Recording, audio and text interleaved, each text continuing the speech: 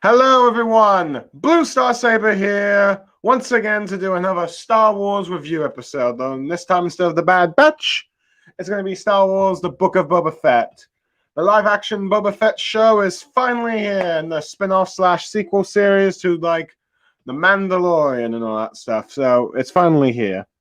Now, I will admit, before we begin, I hope everyone had a Merry Christmas and all that stuff. And the other thing is, now, to be fair, when it came to Boba Fett, I was never really one of those huge, diehard fans of Boba Fett. I always kind of found him a bit overrated, if you will. I mean, granted, I can see the appeal of the character, but I definitely think he's got a lot more fans than he probably needs. Though, granted, I've always found Jango Fett to be more interesting, or even when Boba Fett was at a young age and stuff, when we saw him in the Clone Wars, but compared to the movies. But then again, the movies, then you had the few scenes with him in Empire Strikes Back, and then he got taken out quite easily in Return of the Jedi. But that's because George Lucas did not know just how popular the character was at the time, according to him. But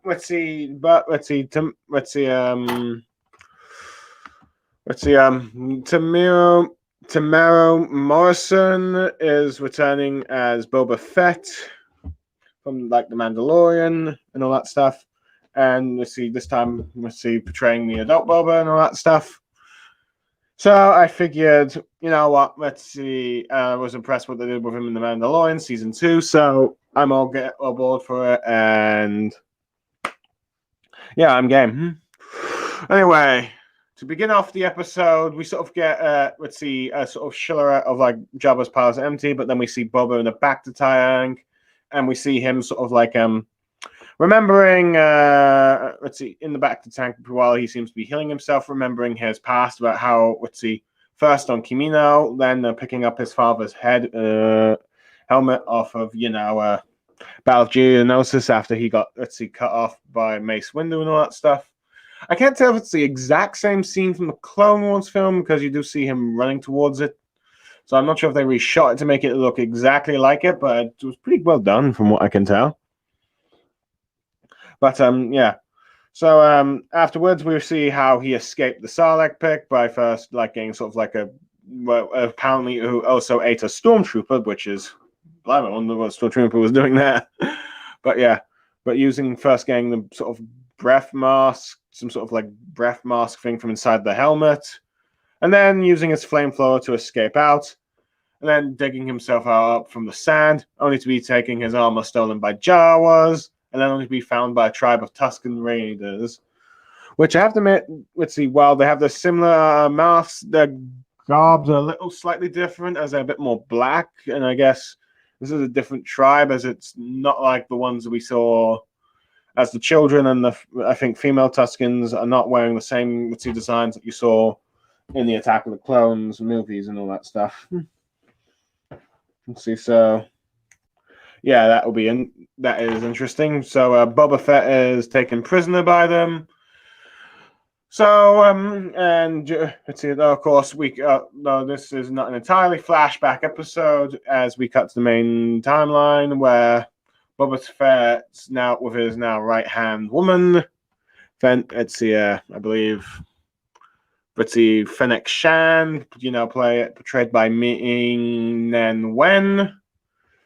They've got some business as they're being greeted by a bunch of people who are paying tribute, particularly hold on, let me just find the first chapter. Okay, my screen. Let's see, the loading screen is all right. There we go. First, I believe an Aqualish giving a box of credits to Boba Fett, apparently offering a sign of friendship, though Boba Fett does not understand. And then, no, granted, which makes a funny joke about needing to get a protocol droid, though perhaps best not try and get a C-3PO. Then a Trodasian male who's a leader of the Trodasian family on the planet Tatooine, called Doc Starshaz, who offers him a Wookiee pelt. Though Fett is able to understand because he speaks English, but Fett seems to think that, as always, A Trandoshan, even when offering a gift, seems to be making it like a threat. And then the next one is a Twi'lek, who is a representative of the mayor called who's who's the mayor of Mos Espa. He doesn't come to bring Boba Fett tribute. The guy comes to not bring Boba Fett tribute, but only his greetings. But he seems to inspect a tribute in return. However, Boba Fett does not do that and refuses, perhaps in threatening away, sort of setting up a possible conflict between this mayor, possibly showing that he is going to be the antagonist of this season, if you will. We'll just have to wait and see. From my understanding, there are 7 episodes of Book of Boba Fett for this season. Again, I'm not sure if this is a mini-series or a season, or an entire series, but I think it's going to be a series, but I guess I'll have to wait and see. So, we go. So that's that, and eventually, Boba Fett, goes to, let me just get the wiki page up so I can remember the name of the place, which I think it's Mos Espa, really. Where they are meeting. I should probably also mention that they have a torture droid called AD8 who insists that, which reminds me, who insists that Boba show torture as a sign of strength.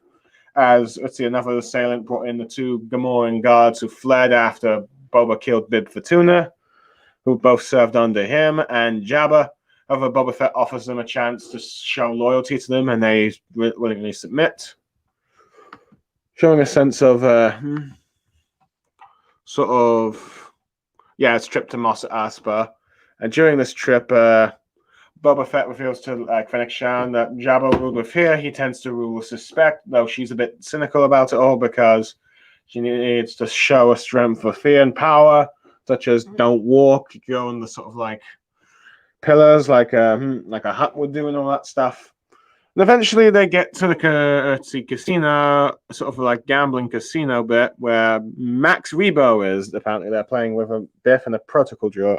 An R2, an astromech droid. Sorry, I don't know my own. So there's that. So that's a nice little cameo there, and shows that he survived and he was not on Jabba's cruiser there. But anyway, they're here to meet Gasha Fripp, a sort of owner of a cantina. Well, there's a cantina with a gambling area. So I got confusing there. Where she learns that Boba Fett's now taking charge and offers him tribute with the credits, as the place is now technically his and all that stuff. As their money is on their helmets to clean and all that stuff, with a little funny humor of Boba using his own Fennec Shan's own words against her about respecting their ways and all that stuff. As she's trying to out Boba that the people of Mos Espa need to show a sense of fear to earn respect and all that stuff. But yeah. Anyway, as they're leaving, granted, I may have let me just double check. Trip to Mos Espa. Just as they leave, they're ambushed by these unknown assailants with electric shock weapon, staffs, and force field shields, if you will. Which they end up trapping Boba Fett and Shang at first, but eventually a scuffle comes out, and the Gamorrean guards come out to help Boba Fett and all that stuff. Boba Fett is wounded, but most of the assailants have been either killed or defeated, with even Boba Fett blowing up one with his arm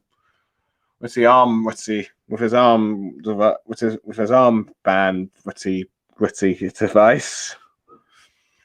While Fennec Shan goes after 2 that escaped under Boba Fett's orders, though under her orders to bring back one alive, which she kills one and brings the other for interrogation. Now we don't know who send them out because the last we see of the main timeline is the 2 Gamorrean guards bring Boba Fett back to his Bacta pool to be Ritzy heal and recover from his wounds and all that stuff. And we see him, and the rest of the episode mainly ends up being a sort of a flashback of Boba Fett's time on Tatooine, which I've kind of forgot. I kind of just realized I left a few bits out where Boba Fett is tied up, being beaten up by Tusken children, and there's also a Rodian, a sort of red orangey Rodian prisoner as well. Which when Boba Fett tried to escape by cleverly tricking a I think a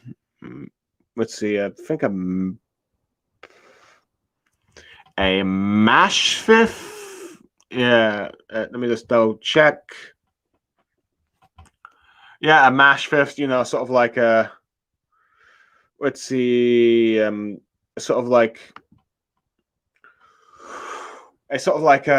Sand People's sort of like guard dogs, if you will, which we saw in Attack of the Clones. Though I think instead of CGI like it were here, I think they're mostly been practical effects, which I will admit is pretty impressive. With the effects it did, since this seemed like one of those creatures that you probably need CGI for. But yeah, in which Fett originally tried to trick tricker one into thinking he was escaping, only to grab one and get it to charge at him, and then grab it around, and then knocked it out and used its teeth to cut his rope, which he offered to do with the Rodiant, but the Rodiant calls for help and alerts like the Tusken Raiders, in which Fett ends up being fighting one-on-one duel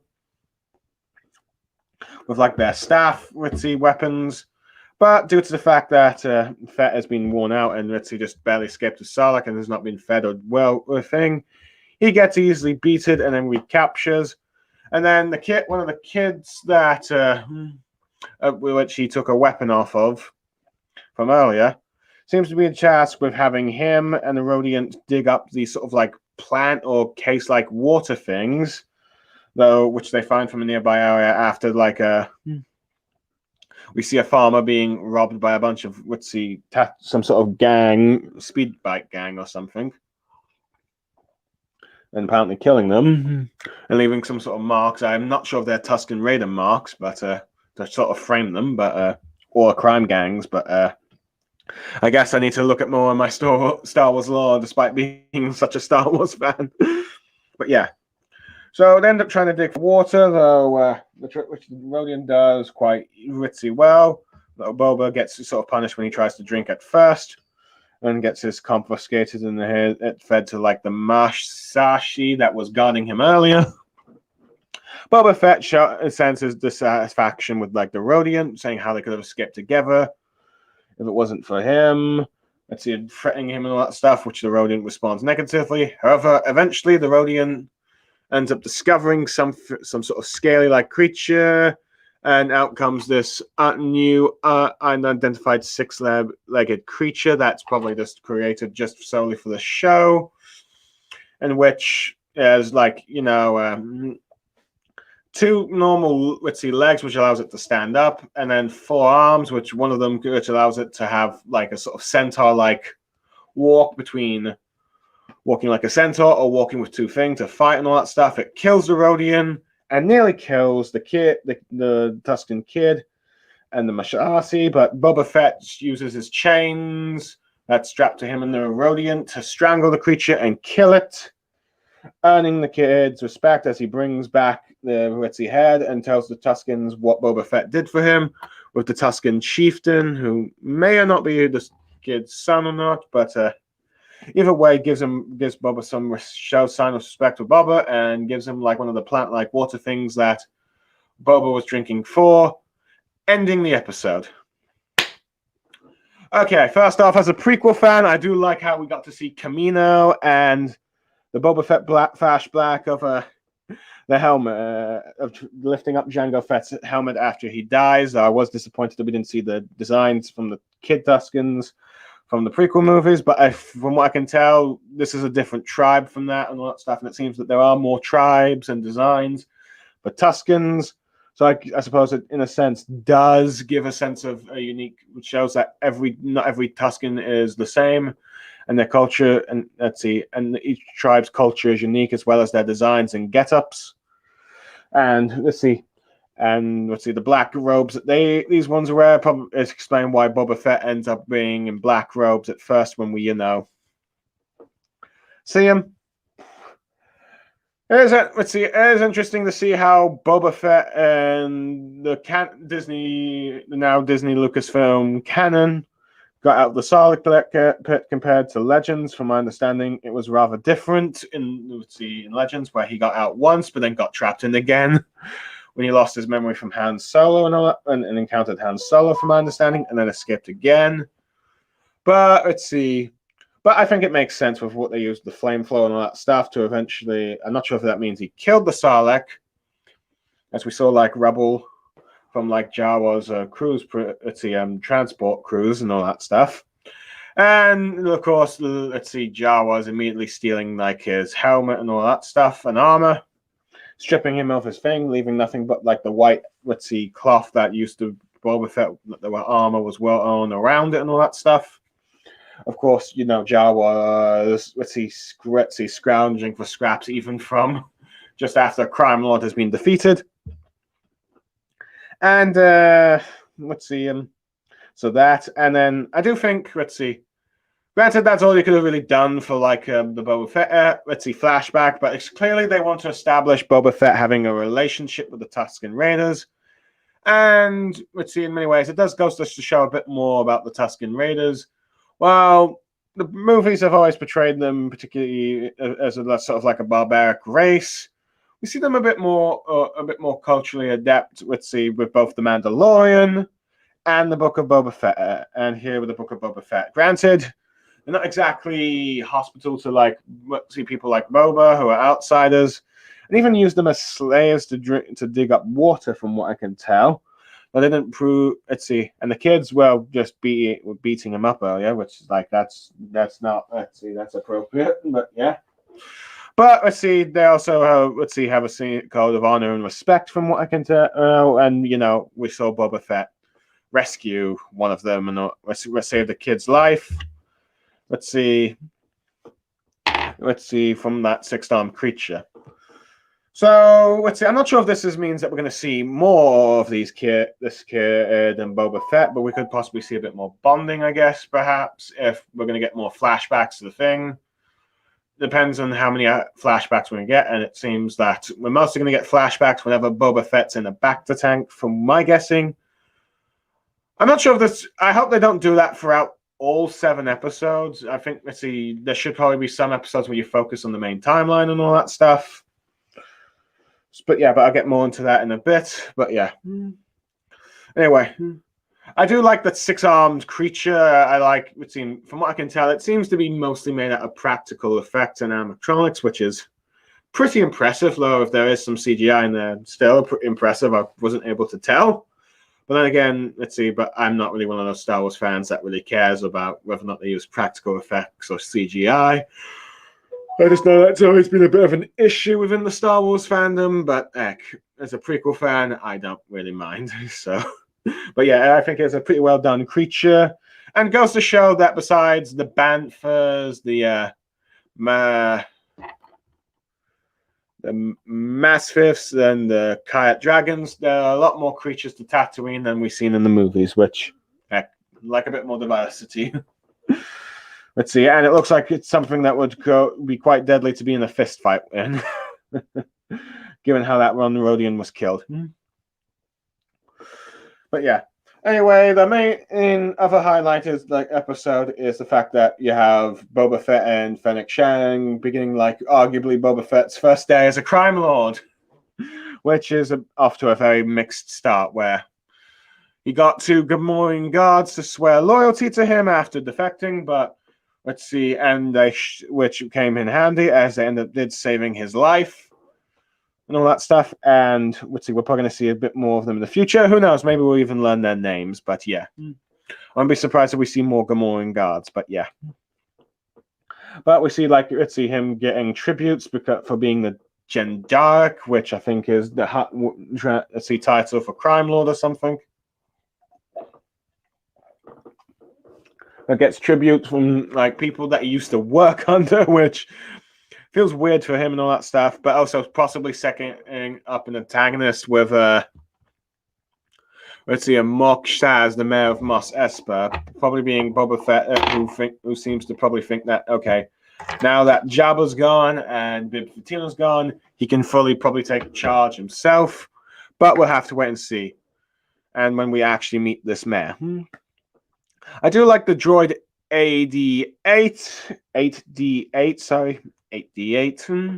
who's like a torture droid and is like, you must show torture to show some respect, but Boba Fett doesn't really want to do that. And in many ways, it's interesting to see that Boba Fett seems to, like, let's see, for all we know, he'd been being a ruthless bounty hunter over the years, does seem to still have that sense of honor that his father tried to instill in him and all that stuff, where he wants to be respected as a crime lord rather than be one to fear. However, Fennec Shand is a bit, is a bit pessimistic about this and says that you need to show a symbol of strength, such as being fearful, and show that people should be afraid of you, as well as you need to do some symbol of powers to show the people of Mos Espa yet you're not to be pushed around, such as sitting on thrones and like have like sort of like stands people carry you and all that stuff. And say not walk on the feet, which Boba Fett is, I guess you could say, a bit more old-fashioned. But yeah, I do like how he ends up with possibly getting a possible ally of Garasha Fripp, the owner of this cantina that's now technically his. And I think he'll probably do some more business with her in the future and all that stuff and all that. And we'll get to hopefully see more of her as she probably tries to help Boba Fett, though for we know she might end up double-crossing him. We just have to wait and see. But at the moment, we can assume that she's on Boba Fett's side. And let's see, but due to Boba Fett, perhaps maybe a sense of naivety on his part, does get end up being ambushed. And I assume they're probably working for the mayor. And I do like how the fighting goes down. Let's see, with Boba Fett being trapped by his shields and then shock staffs. But we got to see just how, of course, and it can, in a sense, it kind of shows us just that Boba Fett isn't as invincible as, sometimes Star Wars media tends to make him out, though. Granted, that should have probably been clear when Luke Skywalker probably and Han Solo kind of bested him during, like, the rescue of Han Solo mission. They're back on Tatooine in Episode 6. Well, granted, one could argue that Han got a lucky shot and Luke Skywalker is a Jedi. So there's that. But, yeah. Anyway, so yeah. But of course, Boba Fett gets wounded and needs to be held in the back to tank, but it does allow us to see Gamorreans also show just why they're often used by Jabba as bodyguards. As I think normally when I've seen Gamorreans, they either get easily pushed aside by Luke Skywalker, eaten by Rancors, or shot down by Sith and Mandalorians from Death Watch, from what I've seen. But and also beaten up by Din Djarin. But here we got to see just how useful a Gamorrean guard actually is and all that stuff. And we got to see just how ruthless Fennec Shand is as Boba Fett's right hand woman and top assassin. As she goes in pursuit of two of the escaped assassins and knocks one of them off the bit off of the building and captures the other one alive under Boba Fett's orders. In many ways, I wouldn't be surprised if people called Fennec Shand the Black Widow of Star Wars, if you will. Overall, I enjoyed this episode, though. Honestly, I do feel like maybe these two plot points could, I feel like you could have probably done an entire episode on Boba Fett's flashback and all that stuff, but clearly, Jon Favreau and Dave Filoni have more plans for this. Jon Favreau wrote the episode, but I think Dave Filoni is also involved with the Book of Boba Fett, because those two are show partners and all that stuff. So I'm pretty certain that Boba Fett. I'm pretty certain that they've got. I'm pretty certain that they definitely got some plans with the flashbacks and stuff with the Tusken Raiders, and hopefully, And hopefully we'll probably see it pay off by the end of the season. Possibly Boba Fett makes allies of the Tusken Raiders, particularly the tribe that he lived with for a while from the looks of things. But yeah, overall, it's interesting to see Boba Fett's first day of a crime or not go the way as he wants. Overall, I think this episode would probably be around a 7 to 8 out of 10. It's a good episode, though. Granted, I will admit the two storylines feel like the flashback of how Boba got out and where he is now, and Boba's first day as a crime lord could have probably been two separate episodes. Overall, I look forward to see how the 6 remaining episodes, from what I could tell, though if I am wrong on that number, I will apologize next time. But overall, I'm looking forward to seeing let's see Jon Favreau and Dave Filoni have gone with like this new reinterpretation of Boba Fett as a crime lord, which is very different from what the old Legends canon used to be, with him eventually becoming Mandalore of Mandalorian. But that's going to Din Djarin, or the Mandalorian, if you will, from the looks of things. But I guess we'll have to wait and see for Mandalorian season 3 in that aspect. But we do know that apparently he is set to appear in this episode, in the series, and apparently Luke Skywalker and Han Solo, and apparently Bosk and Cad Bane, though granted with 7 episodes. I'm not sure if that's entirely a case, or if they'll be shoved into like future seasons. If this is going to be more than a mini series. Let me just double check. Let's see, series. Let's see. From what I can tell, yes, I think there's.